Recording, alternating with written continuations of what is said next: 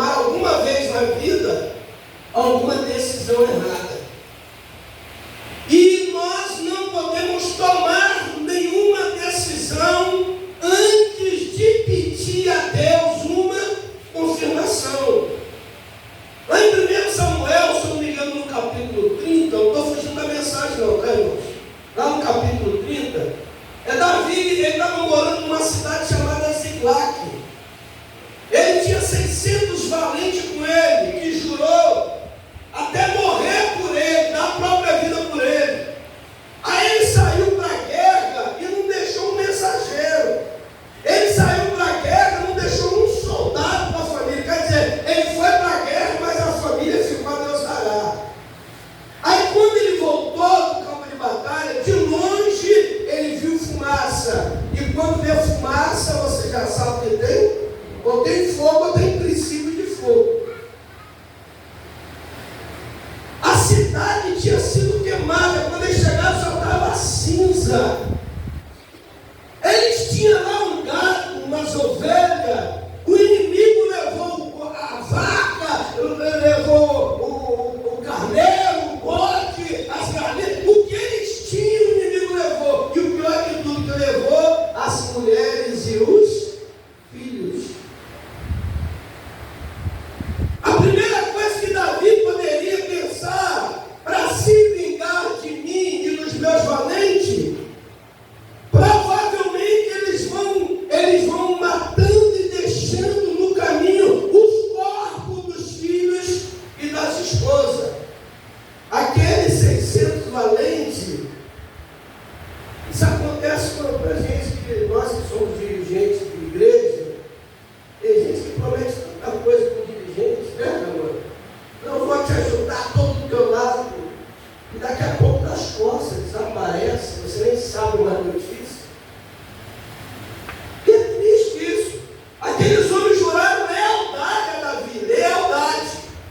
Mas quando eles viram as casas queimadas, os animais roubados, os cereais, e não viram, porque quando eles vinham do campo de batalha, não está escrito assim na Bíblia não, mas eu imagino que quando eles estavam chegando, as crianças saíam correndo à frente das mães. Não tem criança que faz isso hoje quando o pai está chegando da roça, aí vem um menino às vezes e pula no colo da alegria, porque às vezes o pai sai de manhã e ele não vê sair, mas quando o pai chega ele vai lá e corre e pula no colo do pai. Alegria de ver o pai. Aí fica imaginando aqueles homens, eles não viram os filhos vir correndo até eles, a esposa vir correndo até eles. Na mente deles, a família deles acabou, morreu. Aí eles agora começam a acusar Davi, mas o erro foi de todos eles.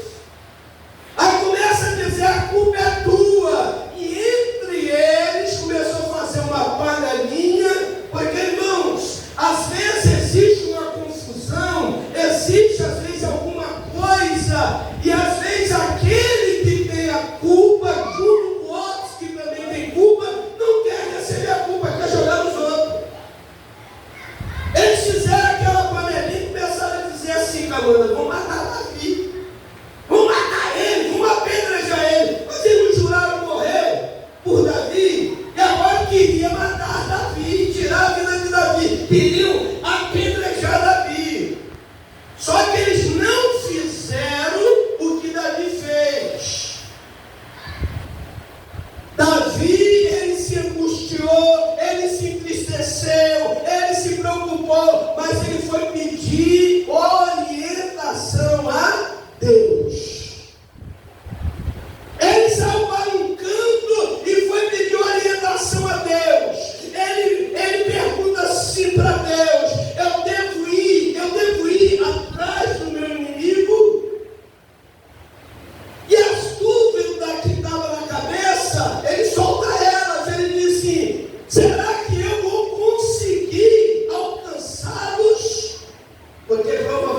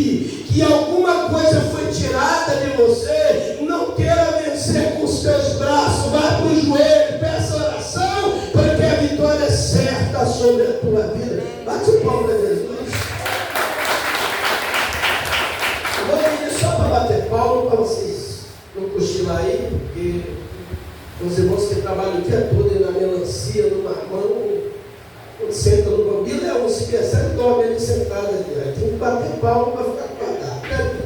Ô glória! Então, irmãos, o tema da mensagem: decisões certas.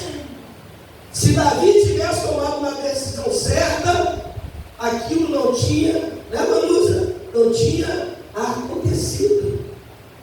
Se ele tivesse falado só, manda deixar um mensageiro, se aparecer, corre e nos avisa. Nenhum mensageiro que tinha. Não tinha ninguém para defender a família. Mas mesmo tomando uma decisão errada, depois ele foi procurar a decisão certa.